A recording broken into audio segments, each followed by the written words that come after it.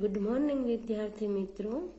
आज हम हिंदी व्याकरण में समास का अभ्यास करेंगे। समास जो है वह 9वीं से 12वीं कक्षा में उपयोग में आते हैं। 10वीं और 12वीं कक्षा में व्याकरण में 2 मार्क के लिए ये प्रश्न जो है वह पूछा जाता है।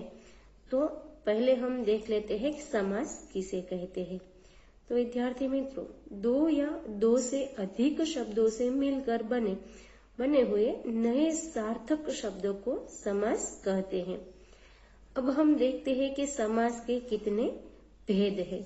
तो विद्यार्थी मित्रों, समास के मुख्य 6 भेद हैं। इसमें पहला है अवयवी भाव समास, दूसरा जो है वह है तत्पुरुष समास, तीसरा है कर्मधारय समास, चौथा है द्विगु समास, 5वां है द्वंद्व समास और 6ठा है बहुव्रीहि समास। तो हम पहला जो समास है अवयवी भाव समास, उसे हम समझते हैं। अवयवी भाव समास, तो जिस समास का पहला पद अव्यय तथा प्रधान हो उसे अवयवी भाव समास कहते हैं। विद्यार्थी मित्रों, हम कैसे आसानी से याद रख सकते हैं या ये हमें पता चल सकता है कि अवयवी भाव समास किसे कहते हैं। तो इसे आसानी से याद करने का एक तरीका है कि इनका पहला पद छोटा और प्रधान होता है, और दूसरी बात यह कि पहला पद हमेशा उपसर्ग होता है। अब हम उदाहरण देखते हैं, प्रतिदिन। अब यहाँ पर देखिए कि इसका विग्रह करने पर होगा प्रति प्लस दिन, तो यह प्रति जो है वह उपसर्ग है। वैसे ही आ जन्म, आ प्लस जन्म, आ जो है वह उपसर्ग है। सहर्ष, स प्लस हर्ष यानी कि स जो है वह उपसर्ग है। यथा संभव यानी कि यथा प्लस संभव, यथा जो है वह क्या है, उपसर्ग है। और प्रतिकूल यानी कि प्रति प्लस कूल, तो प्रति जो है वह क्या है कि उपसर्ग है। तो यह एक आसान तरीका है इसे याद रखने का, अवयवी भाव समास किसे कहते हैं इसका, कि पहला पद जो है वह प्रधान होता है, छोटा होता है, और पहला पद हमेशा जो है वह उपसर्ग होता है। अब कई बार ऐसा भी होता है विद्यार्थी मित्रों, यह बात हमें खासकर ध्यान में रखनी होगी कि कभी कभी जो है अपवाद रूप जिसे हम कहते हैं, वैसे ही कि एक ही शब्द कई बार आने पर भी अवयवी भाव समास होता है। जैसे हाथों हाथ यानी कि हाथ प्लस हाथ, और दिनों दिन यानी कि दिन प्लस दिन।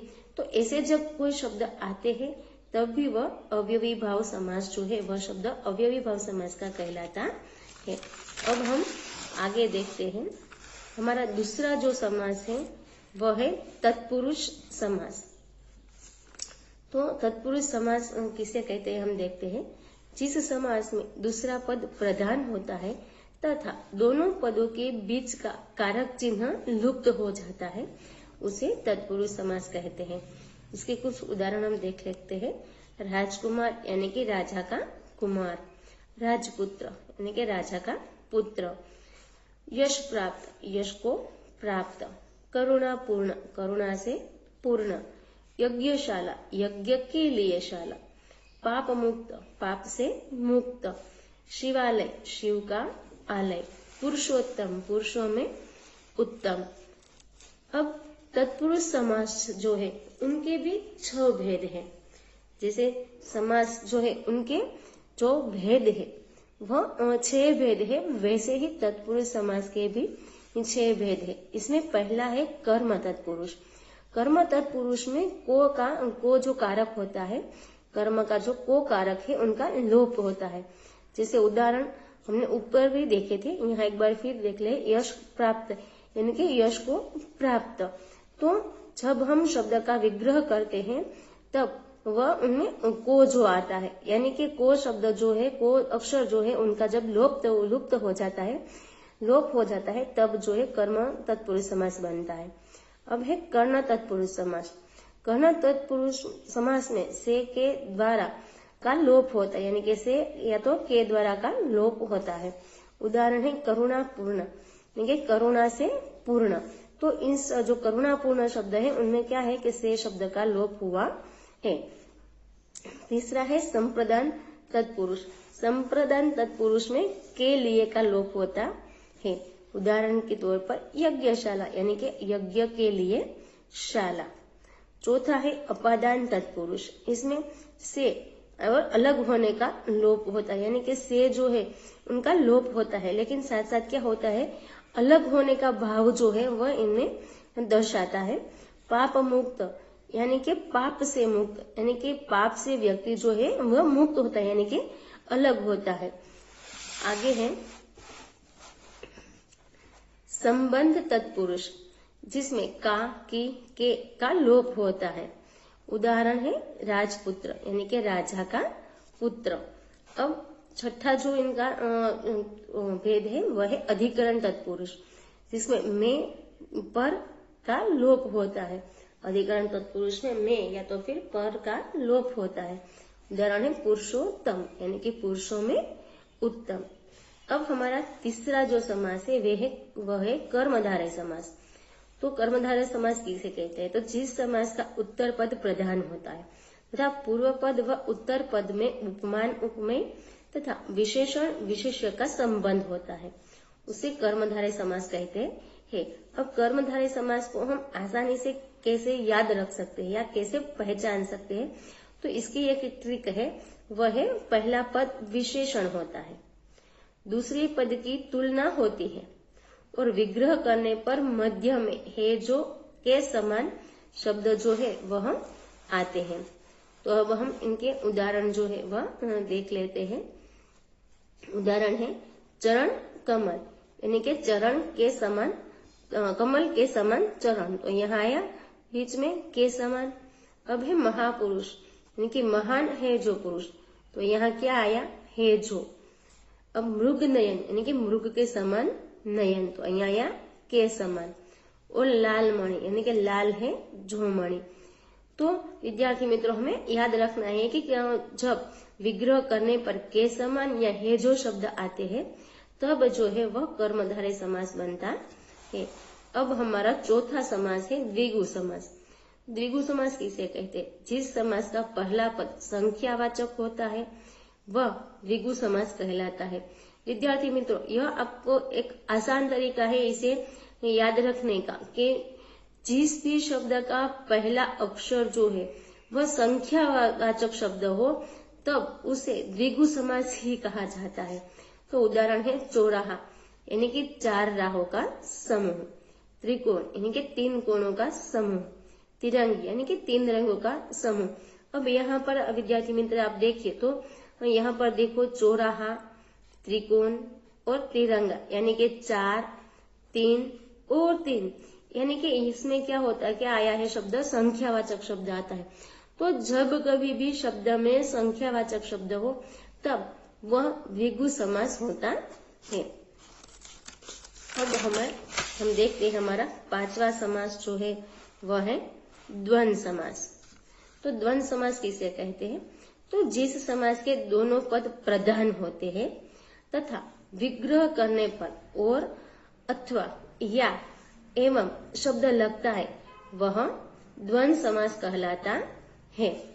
तो विद्यार्थी मित्रों इसे हम कैसे आसानी से याद रख सकते हैं, तो इसका तरीका है कि ये दोनों शब्द जो होते हैं एक दूसरे के उल्टे होते हैं। जैसे कि हम उदाहरण में देख लेते हैं पाप पुण्य।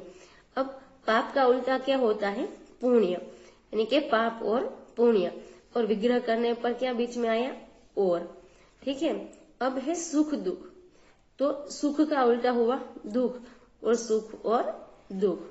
गुण दोष, गुण का उल्टा क्या होता है, दोष, यानी कि गुण और दोष, तो उल्टा हुआ। तो इस प्रकार जब दोनों पद प्रधान होते हैं और विग्रह करने पर और अथवा या एवं शब्द लगता है तब वह शब्द जो है द्वंद्व समास का शब्द बनता है। अब हमारा छठा और आखिरी जो समास है वह है बहुव्रीहि समास। इस समास में कोई भी पद प्रधान नहीं होता है, दोनों पद मिलकर किसी तीसरे पद की ओर संकेत करते हैं। यानी कि यहाँ पर जो है वह कोई पद प्रधान नहीं होता, लेकिन दो पद मिलकर किसी नए और तीसरे पद की ओर संकेत करते हैं। इसे आसानी से कैसे याद कर सकते हैं, तो यह इसकी ट्रिक है कि विग्रह करने पर तीसरा अर्थ निकलता है तब बहुव्रीहि समास बनता है। तो अब यहाँ देखिए उदाहरण के तौर पर चतुर्भुज।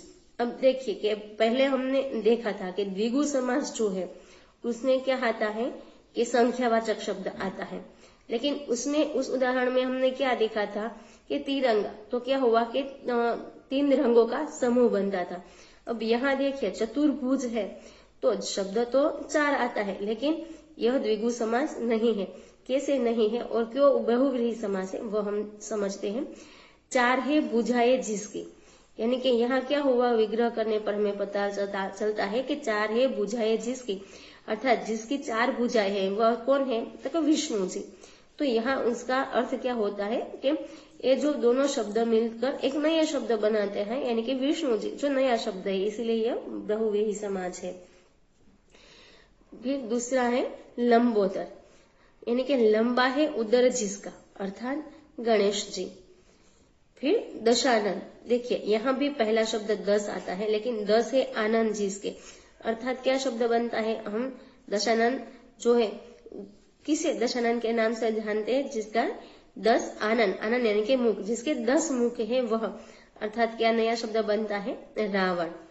अब गिरिधर, गिरी को धारण करने वाला, अर्थात इसका अर्थ क्या होता है, भगवान श्री कृष्ण है जिन्होंने गिरी पर्वत को धारण किया था, इसलिए उन्हें गिरधर भी कहा जाता है।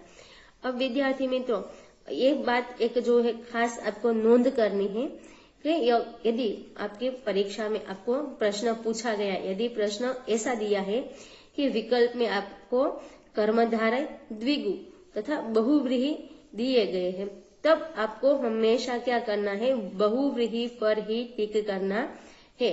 जैसे नीलकंठ, अब नीलकंठ का नीला है जिसका कंठ, यह जो है कर्मधारय का शब्द बनता है, नीला है जिसका कंठ, बराबर है। लेकिन नीला है जिसका कंठ यानी कि भगवान शिव भी होता है, तो हमें जो है ऐसे शब्द दिए जाते हैं जैसे कि नीलकंठ है, चतुर्भुज है, तो ऐसे शब्द हो तब हमें ना ही द्विगु समास पर टिक करना है और ना ही कर्मधारय समास पर, सिर्फ हमें टिक करना है नीलकंठ यानी कि बहुव्रीहि समास पर टिक करना है। तो विद्यार्थी मित्रों यहाँ पर हमारा व्याकरण का समास का चैप्टर जो था वह समाप्त होता है। आशा करती हूँ कि आपको जो है यह अच्छी तरह से समझ में आ गया होगा। धन्यवाद।